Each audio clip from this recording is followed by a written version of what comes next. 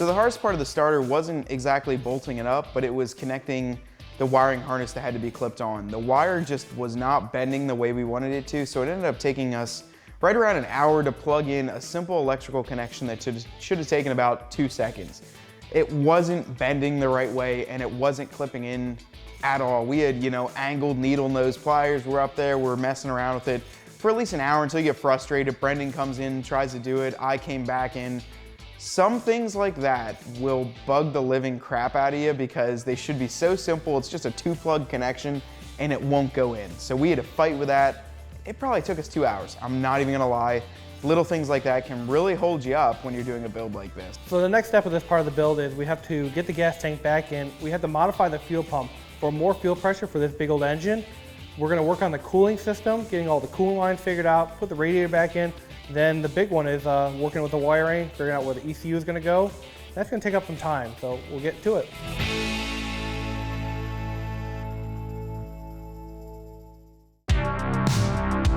Brendan gets a nice coffee every morning at Dunkin' Donuts.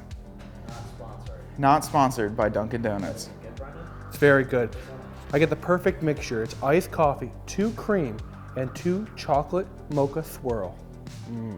And they know how to do it just right for you. Tasty. Not sponsored. Today's non-sponsored, Dunkin' Donuts. So on this episode, it is now episode 7. We've been working at this thing for a very long time. We've gone through a lot of different struggles. We had to order a ton of parts, but this episode is just all about getting this thing started. It has been a very long time since this JL has had any life to it. I mean, we had to push it in and out of the shop for a very long time now. So fingers crossed, we're gonna get this thing at least fired up and maybe hear it turn over, but that's the goal, is just to get everything back in its final resting place, get it all bolted up, and be able to fire this thing up today.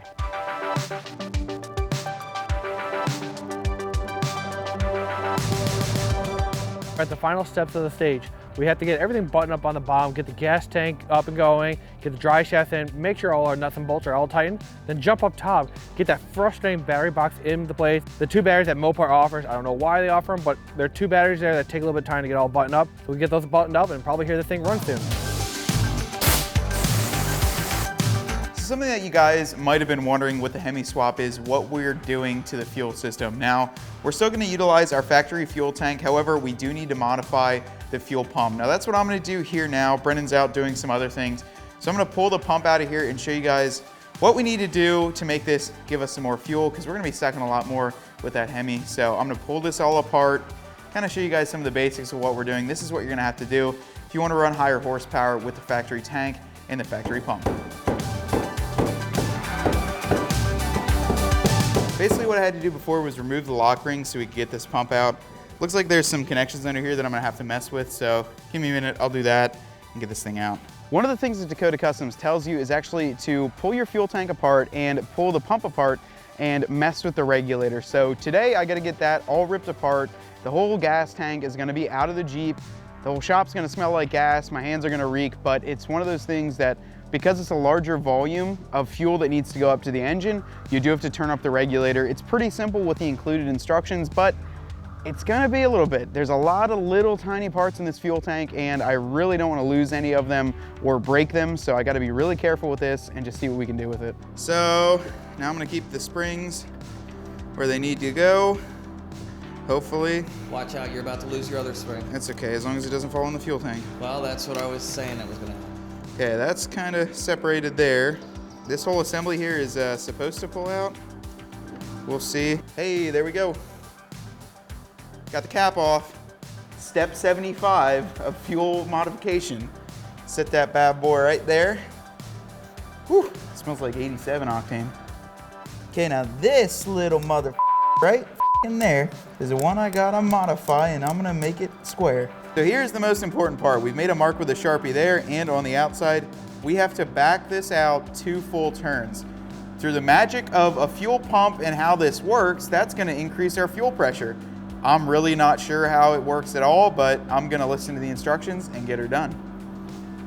So lightly applying some pressure with a pair of pliers here, according as per the manual of instructions. And then we're gonna back this out to the left. Okay, let's see if that works. 2 full turns. There's a quarter turn, okay. Coming up on 1 turn. Okay, that was 1 turn right there. Now let's do 1 more. Now, we're gonna play the game of getting all of this reassembled. So that's kind of fun. Oh, I tell you what, it was stinkier than hell, but we got the fuel and modification done on the JL. We got a Hemi power and you're gonna like it so. But first we gotta smell like a f***ing show. And that was a Hemi. Oh, it was a Hemi.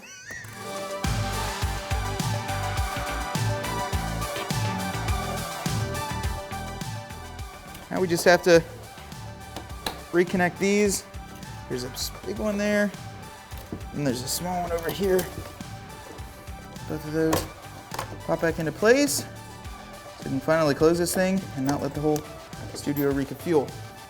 And that's it. That's the fuel line modification right there. So rather than worry about our factory coil packs, I was gonna connect those all up and make sure it all worked.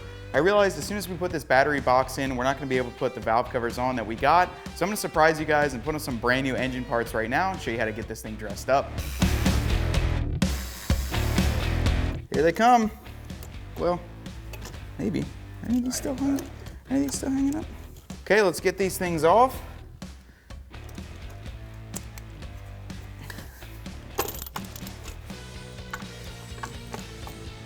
Oh, that's why. The coil packs, the little rubber pieces that you were just talking about, they're holding it up.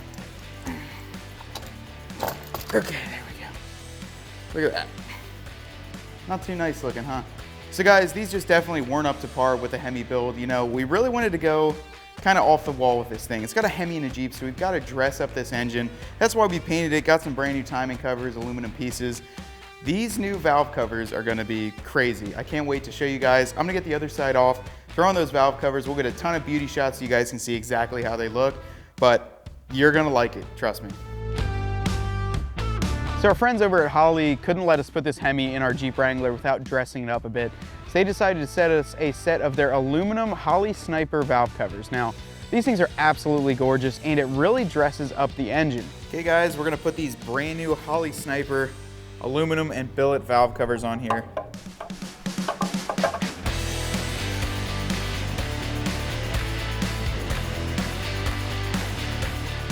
So we did run into one thing when I'm working with this brand new Holley Sniper valve cover.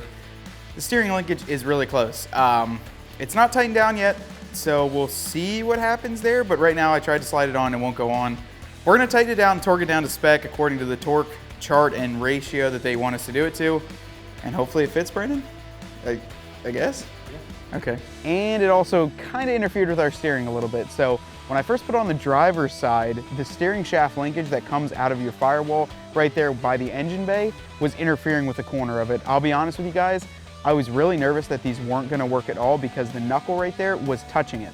So what I decided to do was actually unbolt it, pull the shaft off, set it aside, bolt the valve covers completely on, and then by the luck of the stars, when I put that steering shaft back on and tightened the bolt down, there was no clearance issues.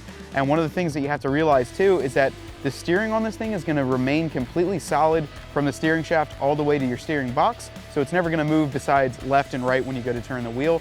No clearance issues. Holley killed it with these valve covers and I'm so glad that we got to keep them installed. Now we can't leave these Holley Sniper valve covers with the factory coil packs, just won't look right. So their friends over at MSD hooked us up with their brand new coil packs for a Gen 3 Hemi in this flame red here. It looks awesome. I'm gonna get all these tightened down, show you guys how these look too.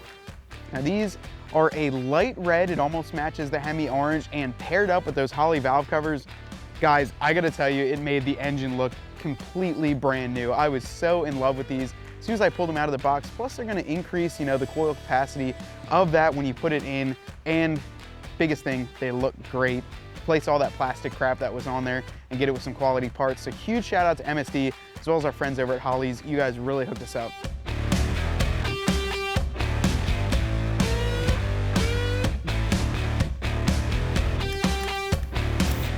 So So we're about to do the wiring on this.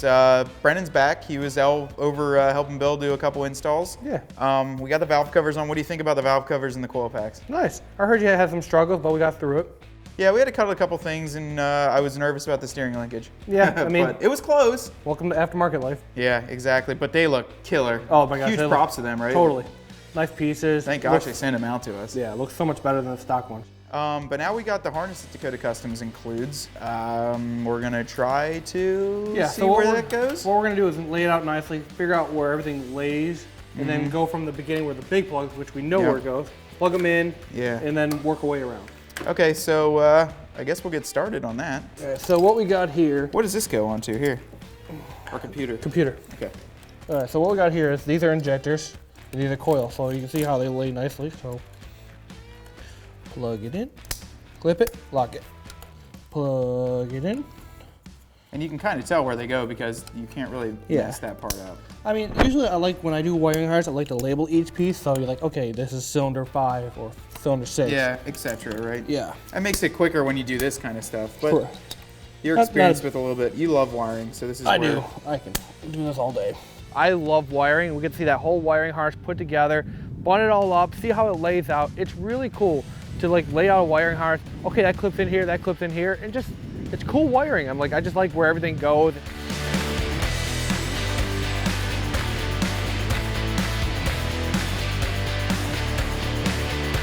It's a little dirty. You sure it will never submerge or anything?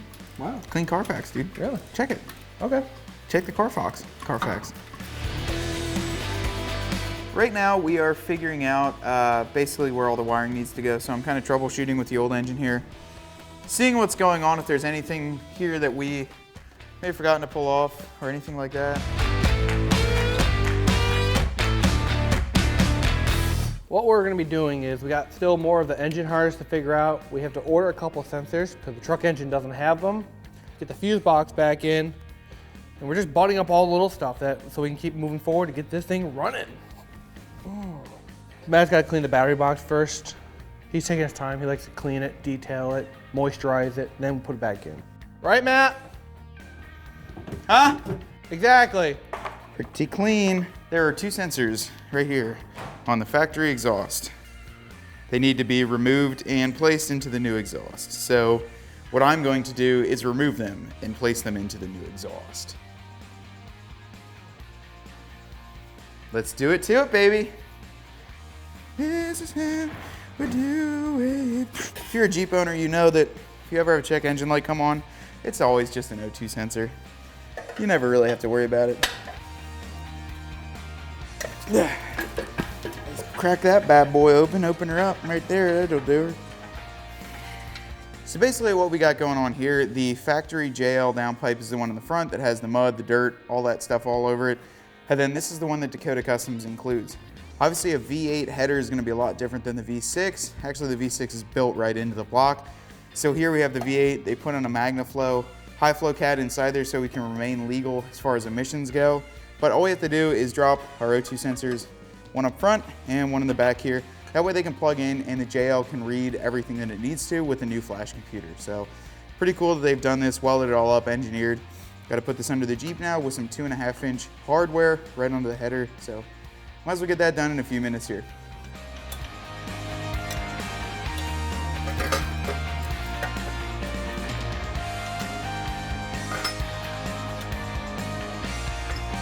My biggest challenge is staying awake right now.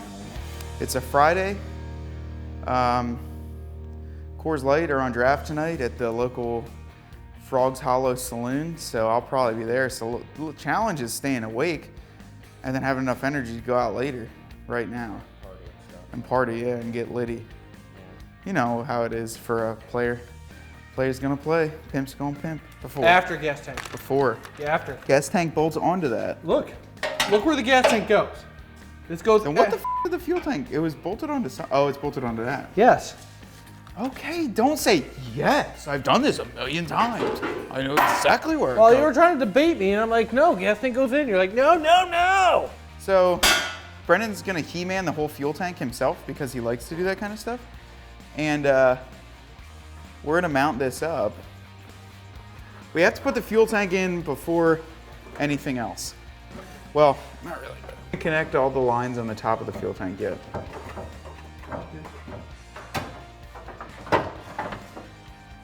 You do know, like, normal person's initial reaction when something looks like it's about to fall from 4.5 foot tall is to like jump and grab it. No, I wouldn't. So everything that you need to mess with as far as fuel lines go is outside of this. Yep. Yeah, right here, Anything up there, are those all done? right there. Nope, all this stuff's done. All that up top? All this stuff's done. Hey, what now? Well, we lower the Jeep down now. Move the lift post. Going down. Brendan, come over here. Because we have to I was drinking water. pick the gas tank up because it's holding this on. The fuel tank is catching on this lift right here. So we have to, before we can knock it out, we have to pick the gas tank up. Let me see. Because it'll drop pretty good and I don't want to bend the tabs. Or we can put it together and we can do it on the ground here.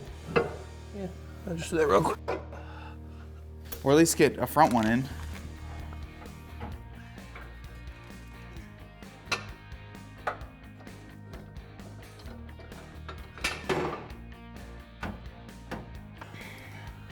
Okay, go up a little bit. Lock it.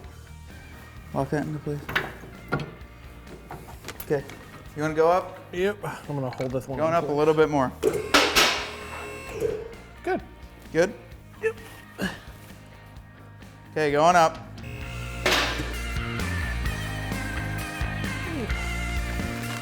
Here, I got bolts for you. There you go.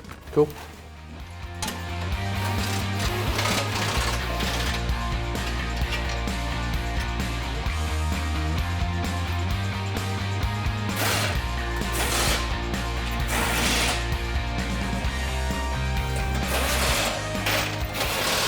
Brendan tried out for NASCAR pit crew, and they said he was too quick. Can't do it. I was actually going to. I'm gonna go try that NASCAR pit car thing. Oh, really? They actually do schooling and all for it too. See, Brendan actually did it, guys. Wasn't lying. You learn about Brendan. Fuel tank's in, Matt. Let's get on the drive shafts. Okay. So coming up next, we've got to get the drive shafts installed. You know, that's one of those things. We pulled them off the transfer case in order to be able to drop everything as one assembly. So we got to get those on, as well as we got to get the exhaust on. I really hope we don't have to cut any more than we thought. That's going to take a little bit of ingenuity in order to remove a component off the factory 3.6 exhaust, mate that up to an AFE exhaust that we have laying around for this, and see if it all works together. I don't know. We're going to see what happens. So we're doing the rear of the Jeep first. Basically, we got to mess with the exhaust still up front. There's a crossover pipe, so we kind of wanted to get that all figured out, which it looks like it might interfere with it a little bit. We're going to get the rear tightened up here because we've actually decreased our driveline angle, Brendan. Or Yep. I mean our driveline length. Correct. And we're gonna have to see what we can do with it. Don't push them out. Don't push them out. Just put them on the end of it. We're gonna just put a little dab in there. Sure, go ahead.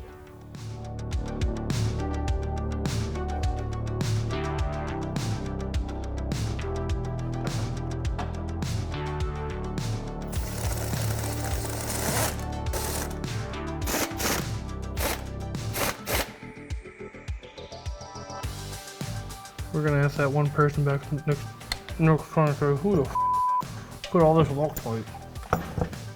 You're gonna ask what? I couldn't even understand you. You're gonna ask him, who went mudding with this Jeep? And I'm gonna reply, check out CJ Off-Road, the most badass YouTube channel on the planet.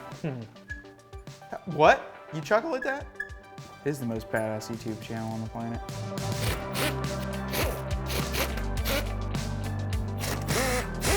Oh, and now that we got the drive shafts all installed, now into the exhaust. Now, Dakota Custom supplies the whole exhaust from the downpipes all the way to the back of the exhaust from AFE. Nuh-uh. What? We don't have to cut!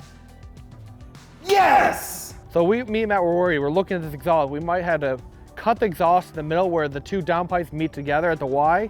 But once we figured it out and got it in place, we're like, oh, it just slipped together. You just slide them all the way in and then expand them back out and then bolt them back up. Dude, exhaust is in, at least on the front side here. Front side's Let's done. give me some. Woo! One step closer.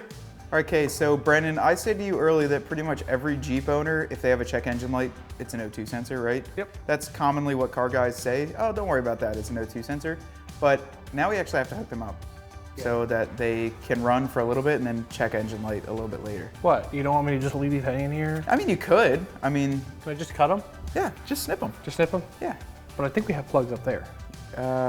Okay, let's climb. Should we be proper and click? Yeah, let's do it. Okay, let's load down. All right. Okay, so, dude, we're We're pretty close to putting getting close, man. This is getting pretty exciting, I'll be honest with you. Man, I can't wait for this thing to start. The plugs on the O2 sensors between this one versus the other one are different.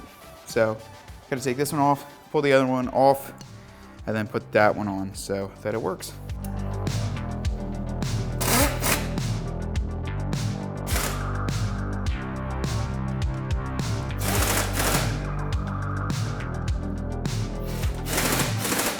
So Brendan, everything's done underneath? Yep. Besides a couple fuel clips that we're ordering. Yeah, fuel clips will be here next week. Little stuff though, I mean. Then we'll finish the exhaust next week. And good to go. Let's start messing with the top end then. So electronics. Electronics are a huge essential for this vehicle, and with the brand new JL, there are a ton of them. Jeep decided to go kind of extra on this a little bit. They've included a secondary battery, a primary battery, as well as a ton of fuses, and just a giant battery box. So we've got to get that reinstalled. It wasn't fun to pull it out, wiring all of the larger terminals and cables up through there and figuring out exactly how it went. But in order to get this thing started, we have to have all the electrical connections done the proper way. You can't really half-ass this part. It has to be all plugged in and all ready to go. If a connection isn't made right, or if you know something isn't hooked up, it might cause an issue. I really don't want to play with electronics because the deeper you go into that, the worse problems you can have. But today, we're gonna make sure that that battery box is completely installed, struggle to put that thing back in because it was not fun to come out, and then turn this thing over. So hopefully we can do it. Engine harness ground, MA bolt. Yep. Okay. You put the throttle body back on. I'm gonna get the oil in.